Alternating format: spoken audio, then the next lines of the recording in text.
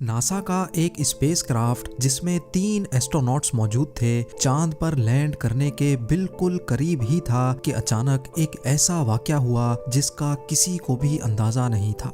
ये स्पेसक्राफ्ट अर्थ से 3,22,000 किलोमीटर दूर स्पेस के ऐसे हिस्से में था जहां तक पहुंचने में इनको पूरे 3 दिन लग चुके थे।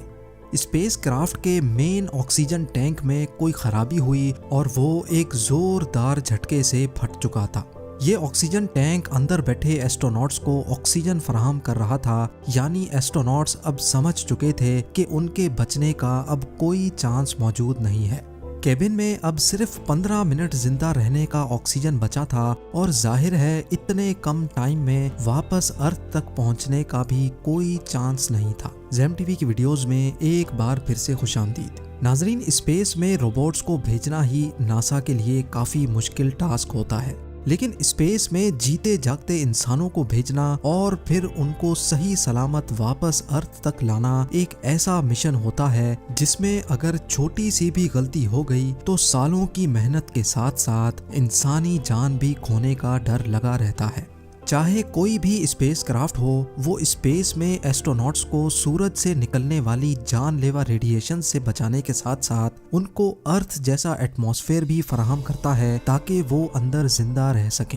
प्रेशराइज्ड केबिन्स जिनमें ऑक्सीजन फराहम करने के लिए ऑक्सीजन टैंक्स भी लगे होते हैं और केबिन से कार्बन डाइऑक्साइड खत्म करने के लिए स्पेशल फिल्टर्स भी लगे होते हैं। अगर किसी भी वजह से स्पेस में कोई हादसा पेश आए तो स्पेस क्राफ्ट के साथ साथ उसके अंदर बैठे एस्ट्रोनॉट्स हमेशा हमेशा के लिए काले आसमानों में खो जाएंगे, जिनको वापस लाना किसी के लिए भी पॉसिबल नहीं होगा। लेकिन आपको ये जानकर हैरत होगी कि ऐसा ही एक हादसा अप्रैल 1970 में अपोलो 13 पर पेश आया था।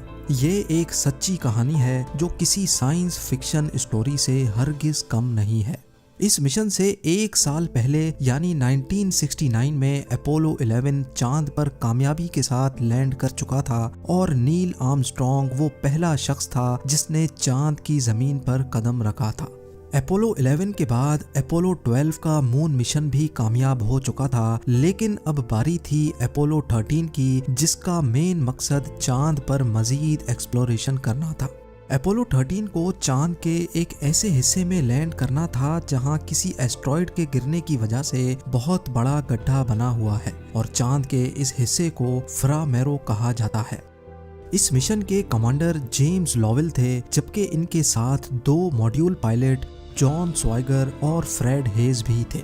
ये तीनों एस्ट्रोनॉट्स अर्थ पर अपनी फैमिलीज को छोड़कर अपोलो 13 मिशन के लिए रवाना हो गए। मिशन का आगाज 11 अप्रैल 1970 को फ्लोरिडा में वाक़े John F Kennedy space centre से हुआ। क्योंकि ये चांद पर इंसानों का कोई पहला ट्रिप नहीं था, इसी वजह से इसकी लाइव ब्रॉडकास्ट देखने में ज़्यादा लोग इंटरेस्टेड भी नहीं थे। इस स्पेस क्राफ्ट के 3 हिस्से थे, जिसमें कोन शेप का ये हिस्सा कमांड मॉड्यूल कहलाता था। ये कमांड मॉड्यूल वही जगह थी जहां तीनों एस्ट्रोनॉट्स को ज़्यादातर टाइम रहना था।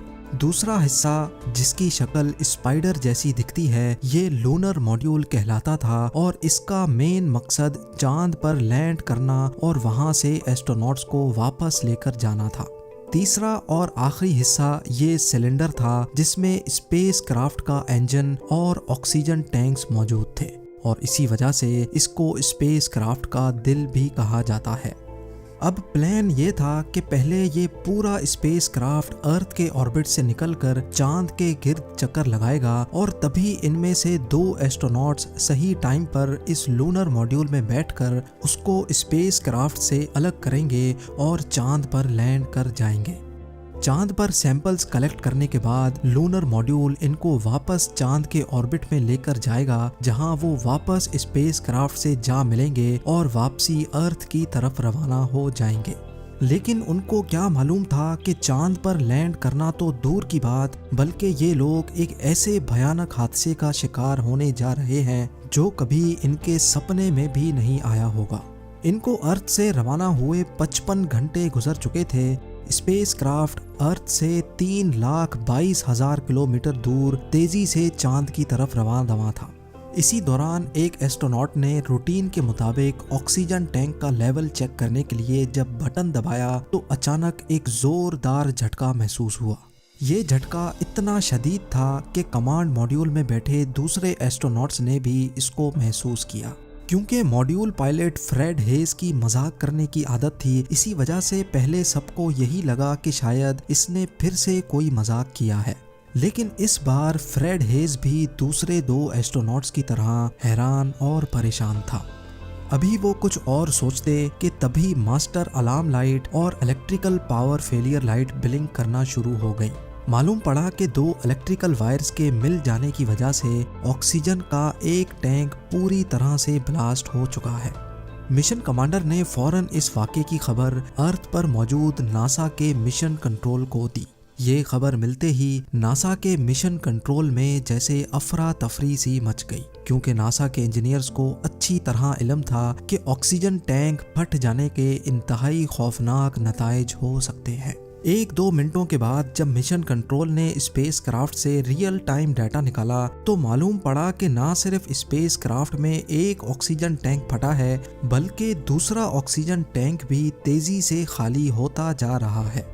इसके साथ साथ 3 में से 2 इलेक्ट्रिकल सप्लाईज भी फट चुकी हैं, जो कि स्पेस क्राफ्ट को चलाने का अहम तरीन जरिया थी। एक ही वक्त में इतने ज्यादा मसलों को हैंडल करना मिशन कंट्रोल के लिए हद से ज्यादा मुश्किल था। दूसरी तरफ स्पेस क्राफ्ट में मिशन कमांडर जेम्स लोवेल ने जब खिड़की से बाहर देखा तो उसको सर्विस मॉड्यूल में से कोई गैस लीक होती दिखाई दी। ये ऑक्सीजन गैस थी जो दूसरे और आखिरी ऑक्सीजन टैंक में से लीक हो रही थी। इस वक्त तक तीनों एस्ट्रोनॉट्स को अच्छी तरह इल्म हो चुका था कि वो एक बहुत बड़े मसले में फंस चुके हैं। अब कंडीशन ये थी कि इनकी लाइट्स भी ऑफ हो चुकी थीं, इनके पास पीने का पानी भी नहीं था, इनका सिर्फ आखिरी पावर बैकअप बचा था और लगे हाथ जो सांस ये लोग ले रहे थे वो भी आखिरी और लीक शुदा ऑक्सीजन टैंक से आ रहा था। इन मसलों के साथ साथ एक और भयानक मसला भी था। जी हाँ, ब्लास्ट की वजह से पूरा एयरक्राफ्ट अपनी डायरेक्शन चेंज कर बैठा था। इसका मतलब ये था कि अगर इन्होंने फौरन अपनी डायरेक्शन सही नहीं की तो ये हमेशा हमेशा के लिए डीप स्पेस में गुम हो जाएंगे। लिहाजा इनको सबसे पहले अपनी डायरेक्शन ठीक करनी थी। दूसरी तरफ ये खबर पूरी दुनिया में फैल चुकी थी। वो तमाम टेलीविजन नेटवर्क्स जो इस मिशन को इम्पोर्टेंस ही नहीं दे रहे थे, वो अब अपोलो 13 पर होने वाले हादसे को रिपोर्ट कर रहे थे।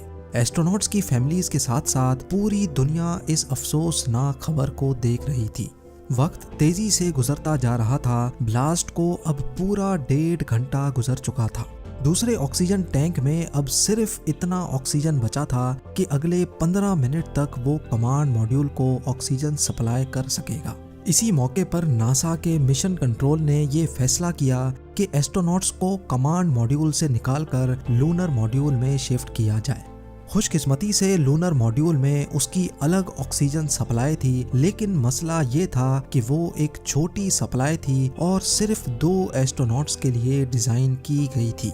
पर क्योंकि और कोई ऑप्शन तो था नहीं, इसी वजह से यही कदम उठाना पड़ा। तीनों एस्ट्रोनॉट्स लूनर मॉड्यूल में चले तो गए, लेकिन ये इन तीनों को कब तक जिंदा रख सकेगा, ये जानने के लिए नासा के इंजीनियर्स जमीन पर रियल टाइम कैलकुलेशंस कर रहे थे। कैलकुलेशन से पता चला कि लूनर मॉड्यूल 3 एस्ट्रोनॉट्स को अगले 2 दिनों तक ऑक्सीजन सप्लाई कर सकता है। लेकिन असल सवाल अभी तक वहीं मौजूद था कि आखिर ये तीनों वापस अर्थ तक कब और कैसे लाए जाएंगे। ये वो सवाल था जिसका जवाब अभी तक किसी के पास भी नहीं था। अपोलो 13 को अर्थ तक वापस लाने के लिए नासा के पास 2 ऑप्शंस मौजूद थे। पहला ये था कि मेन इंजन को इस्तेमाल करके पूरे स्पेस क्राफ्ट को अर्थ की तरफ लाया जाए, लेकिन क्योंकि ये मेन इंजन भी सिर्फ आखिरी फ्यूल सोर्स पे चल रहा था, इसी वजह से इंजीनियर्स को खदशा था कि रास्ते में ही ये इंजन भी कहीं बंद ना हो जाए। दूसरा ऑप्शन था कि चांद की ग्रेविटी को इस्तेमाल करके स्पेस क्राफ्ट को अर्थ तक धकेला जाए, जिसमें काफी कम पावर इस्तेमाल होगी। नासा मिशन कंट्रोल ने ये दूसरा ऑप्शन चूज तो किया, लेकिन इसमें भी एक मसला था। जी हाँ, वो मसला ये था कि जब स्पेसक्राफ्ट चांद की ग्रेविटी को इस्तेमाल करके पूरा एक गोल चक्कर लगाकर आएगा, तब उसको चांद के ऑर्बिट से निकालकर अर्थ की तरफ धकेलना होगा, और ये काम करना होगा लूनर मॉड्यूल के इंजन की मदद से। लूनर मॉड्यूल का इंजन, जो कि सिर्फ चांद से टेक ऑफ करने के लिए डिजाइन था, उससे ये काम पहली बार लिया जाना था, जो कि काफी ज्यादा रिस्की था। लूनर मॉड्यूल के रॉकेट्स को किस पॉइंट पर और कितनी देर के लिए चलाया जाएगा, ये कैलकुलेशंस भी इतनी आसान नहीं थी। इन कैलकुलेशंस में छोटी सी भी गलती एक बहुत बड़े हादसे को दावत दे सकती है। अर्थ पर नासा के मिशन कंट्रोल ने ये सारी कैलकुलेशंस करके एस्ट्रोनॉट्स को भेजी, और लूनर मॉड्यूल में बैठे एस्ट्रोनॉट्स ने वही किया जैसा उनसे कहा गया था। चांद के गिर्द चक्कर लगाने के बाद एक खास पॉइंट पर पहुंचकर उन्होंने 35 सेकंड तक रॉकेट बर्न किया, जिससे आखिरकार उनकी डायरेक्शन अर्थ की तरफ हो चुकी थी। पूरे 2 दिनों के बाद स्पेसक्राफ्ट 32,000 किलोमीटर्स पर आवर की स्पीड से चलता हुआ अर्थ के काफी करीब पहुंच चुका था, और अब इनको काफी मुश्किल तरीन चीज का सामना करना था।